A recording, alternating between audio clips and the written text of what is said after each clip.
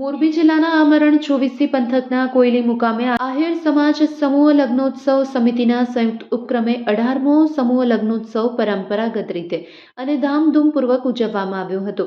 આ મંગલ અવસરે 23 નવયુગલોએ અગ્નિની સાક્ષીએ ફેરા ફરી પ્રભુતામાં પગલાં પાડ્યા હતા। આ કાર્યક્રમમાં અધ્યક્ષ સ્થાને રાજ્યના પૂર્વ કેબિનેટ મંત્રી અને ભાણવડ વિસ્તારના ધારાસભ્ય મુળુભાઈ બેરા તેમજ મુખ્ય મહેમાન તરીકે જામજોધપુરના ધારાસભ્ય હેમંતભાઈ ખવાએ હાજરી આપી હતી। મહેમાનોનું ઢોલ ત્રાસાના નાદ સાથે ભવ્ય સામૈયું કરવામાં આવ્યું હતું। તો આ તકે સમૂહ લગ્ન સમિતિના પ્રમુખ અને જોડિયા તાલુકાના પંચાયતના પૂર્વ અધ્યક્ષ તેમજ જામનગર ડિસ્ટ્રિક્ટ કોઓપરેટિવ બેંકના ડિરેક્ટર જીવણભાઈ કુંબરવાડિયા, વિક્રમભાઈ ખુંગલા, દેવદાનભાઈ જારિયા, હીરાભાઈ જીલરિયા, રતિભાઈ ખુંગલા, મુળુભાઈ કુંબરવાડિયા વગેરે અગ્રણીઓએ મહેમાનો તથા દાતાઓનું ફૂલહાર અને શાલ ઓઢાડી સન્માન કર્યું હતું। આ પ્રસંગે સમાજના આશરે 3000 જેટલા લોકોએ હાજરી આપી લગ્નોત્સવને માણ્યો હતો।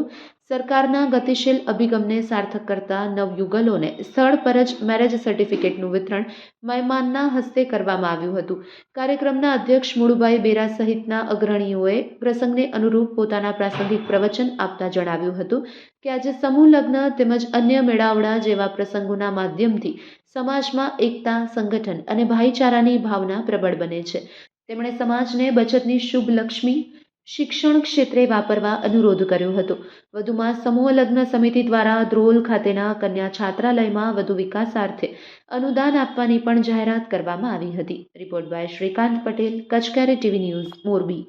જીવણભાઈ કારુભાઈ કુંબરવાડિયા। આજથી 18 વર્ષ પહેલાં જ્યારે આ વિસ્તાર છે એ મોરબી જિલ્લામાં નહોતો ભેળો ને અમે એક જોડિયા તાલુકામાં જેને કહેવાય કે લઘુમતીમાં અમારો સમાજ અને આ સમાજની પરંપરા રહી છે આ વિસ્તારના સમાજની કે મહાશિવરાત્રિના દિવસે એક જ દિવસે જૂના સમયમાં આ સમૂહ લગ્ન થતા હતા।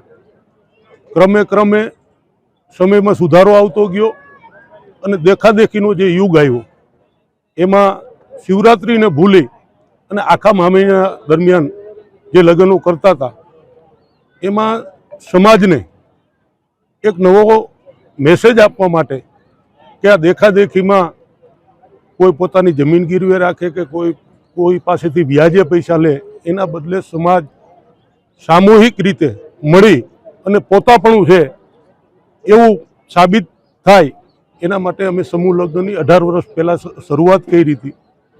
આજે અમે 18મા સમૂહ લગ્ન પૂરા કર્યા છે ત્યારે હજુ પણ આ દેખાદેખીના યુગમાં લોકોની એક માન્યતા છે કે દીકરીને ઘર આંગણે પરણાવાય, પરંતુ વર્તમાન સમયમાં એકલા દીકરીના ઘરે લગ્ન કરે છે ત્યારે કોઈ વાડીમાં જાય છે, કોઈ રિસોર્ટમાં જાય છે, એના બદલે સમૂહમાં લગ્ન થાય તો સમાજની સામાજિક વ્યવહાર જે કંઈ છે, સમાજના આગેવાનો છે એ બધાની સમક્ષ આટલા મોટી આજે માની લો કે 3000ની આસપાસની લોકોની સંખ્યા હતી તો સમૂહમાં બધાની સાથે એકબીજા હળીમળે સામાજિક રીતે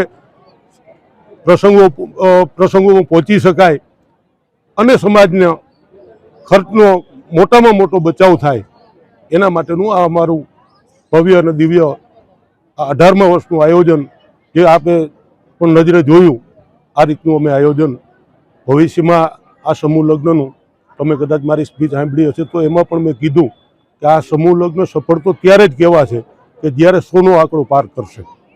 ત્યાં સુધી સમૂહ લગ્ન સમિતિના પ્રમુખ તરીકે હજી હું આને સફળ સમૂહ લગ્ન માનતો નથી। આજે 23 નવદંપતીઓએ પ્રભુતામાં પગલાં માંડ્યા છે અને તેઓને પણ હું એમની આગળની જિંદગી ખૂબ જ સુખમય અને સમૃદ્ધ તમામ ક્ષેત્રે નીવડે એવી કૃષ્ણ પરમાત્માને હું પ્રાર્થના કરું છું ને એમને શુભકામના પાઠવું છું।